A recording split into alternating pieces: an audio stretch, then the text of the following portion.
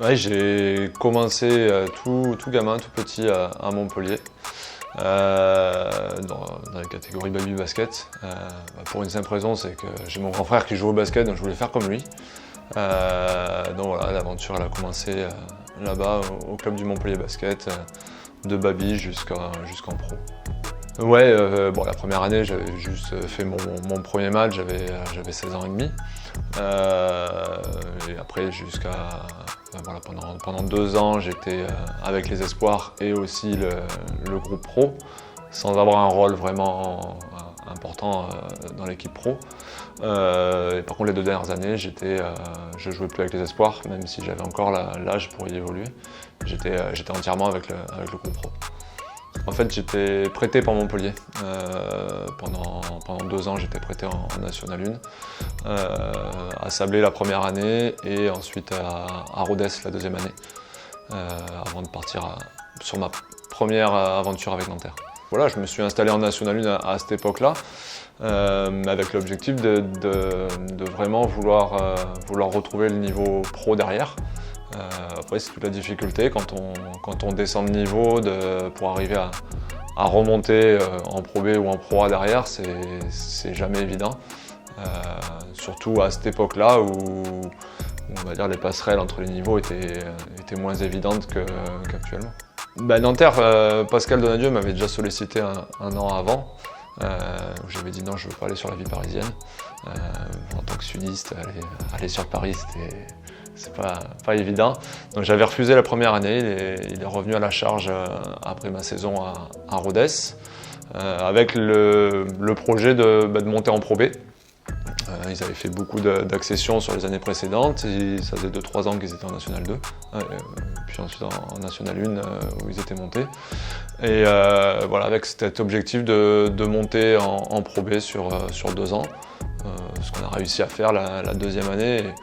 Au-delà des résultats sportifs, ça fait partie d'une des plus belles saisons, même sur les relations humaines avec les coéquipiers. On avait vraiment vécu une belle aventure cette année-là qui se termine en apothéose avec la montée en Pro B. Après la montée en Pro B, on n'a pas réussi à se mettre d'accord pour prolonger l'aventure en Pro B. Et là, il a fallu trouver un nouveau point de chute et j'ai atterri à Saint-Étienne avec l'entraîneur qui a peut-être le plus marqué ma carrière, c'est Alain Tiné, qui fait le choix de me faire venir à Saint-Étienne, sachant, comme je le disais, la passerelle N1 Pro B n'était pas évidente à l'époque et lui a pris ce risque et a fait ce pari sur moi.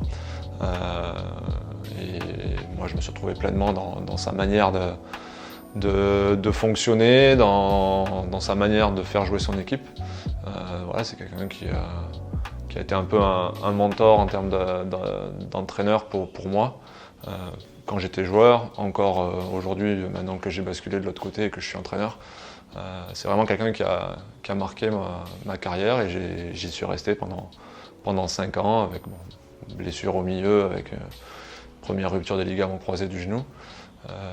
Mais il a continué à me faire confiance quand même et j'ai fait 5 ans là-bas jusqu'à dépôt de bilan du club de Saint-Étienne. Et Pascal me sollicite à nouveau pour la suite du projet nantérien. La première fois c'était monter de N1 en Pro B. Là c'était l'objectif de monter en Pro A avec Nanterre. Donc je re-signe à Nanterre pour mon deuxième passage. Je me fais une rupture des ligaments croisés de l'autre genou au bout de 3 matchs ma première année. Donc c'est une saison quasiment blanche pour moi. Et puis la deuxième année, à nouveau avec l'apothéose où on gagne tout au niveau de la Pro B, où on est champion et premier de la saison régulière. Et voilà, et on obtient l'accession en Pro A. Et voilà, on dit toujours que les titres ou les montées, c'est les plus beaux moments d'une carrière de joueur. Là aussi, cette année-là, ça en fait partie parce qu'on avait un effectif qui sur la Pro B était peut-être un peu surdimensionné, où on s'est imposé relativement facilement toute la saison. Et c'est une grande partie de cet effectif qui a été champion de Pro A après avec Nanterre. Bon, j'étais déjà plus là, mais non, c'était une très très belle expérience. J'ai toujours voulu jouer et avoir des responsabilités. On va dire la seule fois dans ma carrière où j'ai pas fait ce choix-là, c'est quand on est monté justement en pro avec Nanterre. Et la première partie de saison, oui, je retrouvais la Pro peut-être 13-14 ans après la fin de mon passage à Montpellier. J'étais pas allé au bout du truc après la montée de N1 en Pro B. Donc j'ai voulu aller au bout et suivre le club en Pro A. Après, voilà, justement, ce manque de responsabilité, ce manque d'influence sur le terrain me pesait un petit peu. Et en accord avec Pascal, on a décidé, une opportunité qui s'est présentée à Évreux, de redescendre d'un niveau, d'aller jouer en Pro B pour retrouver le terrain, justement. Là, je vais retrouver Fabien Romeillet, qui était l'assistant coach d'Alain Tiné à Saint-Étienne et qui m'avait coaché la dernière année à Saint-Étienne. Vichy sortait de 2 descentes à la suite, de Pro A en Pro B puis de Pro B en N1 avec un objectif de remonter. Et je vais donc retrouver Fabien là-bas. Je commençais à être physiquement déjà vraiment en bout de course, notamment au niveau de mes genoux. J'enchaîne plusieurs opérations. Sur mes 2 années, j'ai 2 ou 3 opérations des genoux. C'était physiquement un peu compliqué. Plus une période de vie familiale pas évidente avec la maladie de ma femme. Donc c'était difficile. Ces 2 années, elles ont été difficiles, mais après, Vichy, c'est toujours sympa. Il y a une grosse ambiance, il y a un vrai public, il y a une ferveur dans ce club-là qu'il y a dans peu de clubs, en tout cas à ce niveau-là, il y a quelques années. Et donc je finis là-bas et c'est là où je rencontre effectivement Greg, puisqu'on a été coéquipiers pendant 2 saisons à Vichy. Moi, clairement, mon jeu a beaucoup évolué. Après, moi, j'ai toujours eu un déficit athlétique, physique par rapport à beaucoup de joueurs. Et quand j'étais jeune, j'étais vraiment dans un registre de shooter spécifique. J'étais axé sur le tir et avec un peu de manque de variation dans mon jeu. Plus le temps est avancé. J'ai beaucoup travaillé ces autres aspects du jeu pour varier et pas dépendre que du tir extérieur.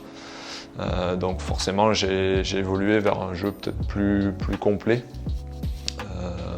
mais toujours basé sur quand même l'adresse et les fondamentaux. Pas forcément des qualités de vitesse, mais on va dire certains me chambraient en me disant que je jouais à l'ancienne, mais c'était ça, c'est des choses qui se voient moins dans le basket d'aujourd'hui, mais en tout cas qui peuvent être efficaces même encore aujourd'hui, je pense. Après, j'assume pleinement ma carrière, j'aurais peut-être pu faire mieux, j'aurais pu faire moins bien aussi. Le fait de rester à Nanterre après la montée en Pro A et de partir en cours de saison, je pense que j'aurais pas dû agir de la même façon. Du moment où j'avais pris la décision de rester et d'aller au bout du truc, je pense que j'aurais dû... les choses étaient difficiles à ce moment-là et j'ai pris la décision de partir en cours de saison. Même au niveau familial, ça compte. C'est quand on est une femme, des enfants, je pense que c'est ça que j'aurais fait de manière différente. Début de carrière, il y avait Ron Anderson qui m'avait marqué, parce qu'il avait un gros vécu, un gros parcours NBA et il était encore capable de jouer à plus de 40 ans à très haut niveau. Plus récemment, Will Daniels à Nanterre qui était pour moi un très très fort joueur, très complet. On a eu la chance de l'avoir en Pro B, mais c'est un joueur qui avait largement le niveau pour évoluer au-dessus et puis derrière il a montré. Ça fait partie des joueurs les plus talentueux. J'ai eu la chance de jouer contre Dirk Nowitzki. Ah bon? Et ouais. Ouais. À quel moment? En fait, dans mes années de Montpellier, j'ai fait toutes les équipes de France de jeunes. Donc j'ai fait équipe de France cadet puis ensuite junior et j'ai eu la chance de faire un championnat d'Europe en France, avec une génération française qui était très forte, avec les Jérôme Moulizo, les Joseph Gomis, tous ces Emeric Janot, ces joueurs-là. Moi j'ai un rôle moindre, on va dire, mais on a fait ce championnat d'Europe en France, on fait vice-champion d'Europe, et on a la chance d'affronter l'Allemagne, où il y avait un jeune joueur un peu talentueux, on va dire, qui n'avait rien à voir avec le joueur qu'il est devenu ensuite, mais Dirk Nowitzki, c'est celui qui a eu, je pense, la plus grande carrière sur cette génération-là, dans laquelle j'ai joué sans problème Nanterre l'année où on est champion pro. Quand j'étais jeune, c'était justement la Croatie contre qui on perd en finale de l'Euro Junior, ça c'était sur les jeunes. Mais sinon après en club, le problème c'est que j'ai évolué à plusieurs niveaux, donc il y a des équipes qui étaient fortes en 1-1, des équipes qui étaient fortes en Pro B, des équipes qui étaient très fortes en Pro A. Peut-être la plus forte c'était pour Orthez à l'époque. Où j'étais à Montpellier, où j'ai commencé en pro, où avec Boris Dio, les frères Pietrus, etc.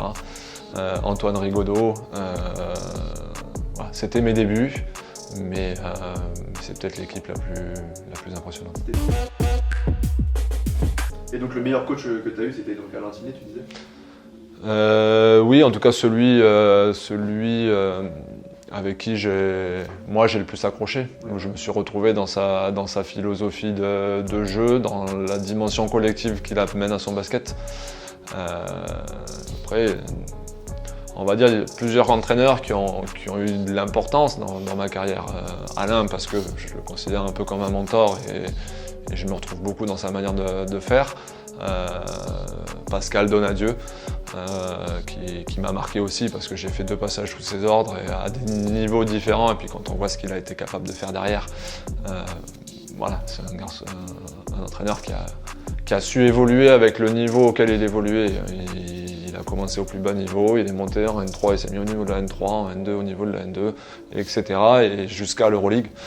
Donc pour ça, voilà, à un moment donné, il faut reconnaître, voilà, c'est un entraîneur qui a marqué ma carrière aussi. Moi, j'ai de sensibilité, je suis plus basket européen et Euroleague que NBA. Ça me parle beaucoup plus. Donc forcément des Torrey Messina, il y a des grands coachs aussi serbes.